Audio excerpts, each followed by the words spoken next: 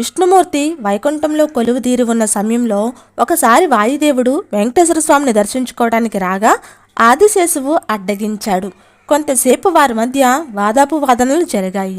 ఆ వాదన ఎటూ తగ్గకపోవడంతో స్వామివారు లేచి వచ్చి వారిద్దరిలో ఎవరు బలవంతులలో తేల్చుకునే మార్గం చెప్పారు. మేరు పర్వత భాగమైన ఆనంద శిఖరాన్ని శేషువు చుట్టుకొని ఉండగా ఆ పర్వతాన్ని వాయుదేవుడు కదిలించగలగాలి. పోటీ ప్రకారం ఆదిశేషుడు ఆనంద శిఖరాన్ని చుట్టుకొని ఉండగా వాయుదేవుడు దాన్ని కదిలించేందుకు విశ్వ ప్రయత్నం చేశాడు. కొంతసేపటి తర్వాత వాయువు ఏం చేస్తున్నాడో చూడాలన్న కుతూహలంతో శేషువు పడగెత్తి వెనక్కి తిరిగి చూశాడు. ఇంకేముంది, పట్టు సడలింది. క్షణకాలంతో వాయువు ఆనంద శిఖరాన్ని కదిలించేస్తాడు. బాధకు గురైన ఆదిశేషువును ఓదారుస్తూ విష్ణువు, బాధపడకు శేష, నువ్వు ఎప్పుడూ నాతోనే ఉంటావు.